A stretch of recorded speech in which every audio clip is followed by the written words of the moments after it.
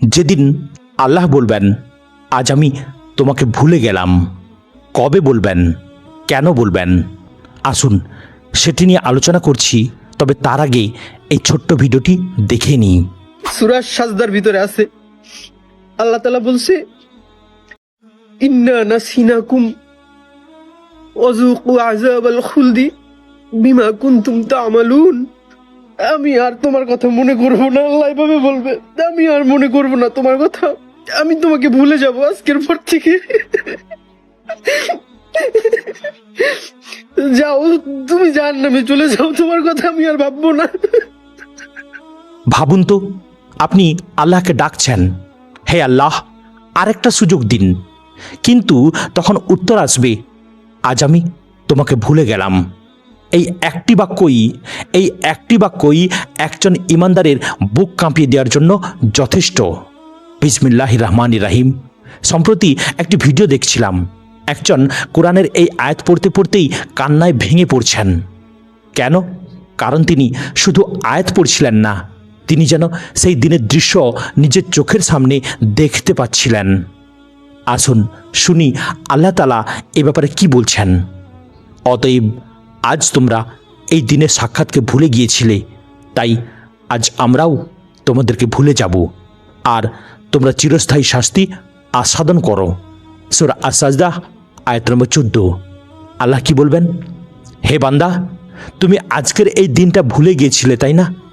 আজকে যে কিয়ামত হবে সেটা তোমার মাথায় ছিল না। একটু চিন্তা করুন ভাইরা, দুনিয়ায় যত পাপ করি না কেন, আল্লাহ আজও আমাকে বাতাস দিচ্ছেন, রিজিক দিচ্ছেন, সুস্থতা দিচ্ছেন, ঘুম দিচ্ছেন, জীবন দিচ্ছেন। আমি নামাজ না পড়লেও সূর্য ওঠে, আমি গুনাহ করলেও খাবার পাই, আমি অবাধ্য হলেও শ্বাস নিতে পারি। আল্লাহ আজ আমাকে ভুলে যাননি। আমি মুমিন হই বা কাফির হই, যেই হই না কেন, এই দুনিয়ার রিজিক থেকে কি তিনি একেবারে বঞ্চিত করেন? না। কিন্তু সেই দিন কিয়ামতের ময়দানে যখন আল্লাহ বলবেন আজ আমি তোমাকে ভুলে গেলাম, তখন এর অর্থ হবে আজ তোমার জন্য আর কোনো রহমত নেই। তুমি এখন অসহায়, তুমি যাও, জাহান্নামে যাও, যেখানে যাও না কেন, আমার আর তোমাকে কোনো প্রয়োজন নেই। আজ আর কোনো ক্ষমা নেই, আজ আর ফিরে যাওয়ার সুযোগ নেই।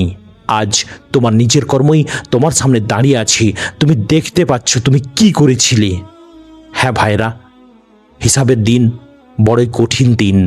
সেখানে কোনো প্রযুক্তি কাজে লাগবে না, সেখানে সূক্ষ্ম থেকে সূক্ষ্ম সমস্ত হিসাব আপনার হবেই হবে, আমার হবেই হবে। এই যে হিসাব হবে, এই কথাটা আমাদের বিশ্বাস করতে হবে আমাদের অন্তর থেকে। আমাদের সেই দিনের অনুভূতিটা একেবারে মনের গভীরে আমাদের গেঁথে নিতেই হবে, তবেই তো আপনার ঈমান দৃঢ় হবে। আমার প্রিয় ভাই ও বোনেরা, সমস্যাটা কোথায় জানেন? আমরা কিয়ামতে বিশ্বাস করি, কিন্তু কিয়ামতকে অনুভব করি না। আমরা কবরের কথা জানি, কিন্তু কবরকে যেন বাস্তব মনে করি না। আমরা জাহান্নামের কথা শুনি, কিন্তু মনে হয় সেটা যেন অনেক দূরের কোনো গল্প। একটা ছোট্ট উদাহরণ দিই। আগের সময়ে গ্রামের বাচ্চাদের বলা হতো ওই রাস্তায় যেও না, সেখানে ভূত আছে। তারা সত্যি সত্যি ভয় পেয়ে যেত। আমি এখানে ভূতের অস্তিত্ব প্রমাণ করছি না, শুধু মানুষের মানসিকতার একটা উদাহরণ দিচ্ছি।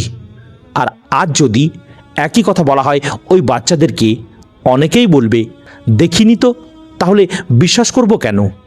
এই দেখিনি তাই অনুভব করি না, এই মানসিকতা ধীরে ধীরে আমাদের ঈমানের ক্ষেত্রেও ঢুকে পড়ছে। আমরা কবরের আযাব দেখিনি, তাই সেটাকে হৃদয়ে অনুভব করি না। আমরা কিয়ামত দেখিনি, তাই পাপ করতে হাত কাঁপে না। আমরা হিসাবের ময়দান দেখিনি, তাই ঘুষ নিতে বিবেক বাধা দেয় না। আমরা জাহান্নাম দেখিনি, তাই সুদকে স্বাভাবিক মনে হয়। আমরা আল্লাহর শাস্তি চোখে দেখিনি, তাই মানুষের হক নষ্ট করতে ভয় পাই না। অথচ আল্লাহ কোরআনে বারবার বলেছেন প্রত্যেক প্রাণীকেই মৃত্যুর স্বাদ গ্রহণ করতে হবে। সূরা আলে ইমরান আয়াত নম্বর 185।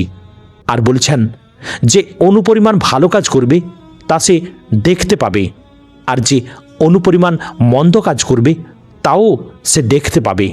সূরা জিলজাল আয়াত নম্বর 7 এবং 8।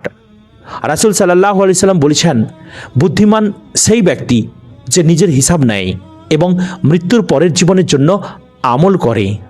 দেখুন প্রিয় নবী কি বলছেন, যে বুদ্ধিমান সেই ব্যক্তি যে নিজের হিসাব নেয়।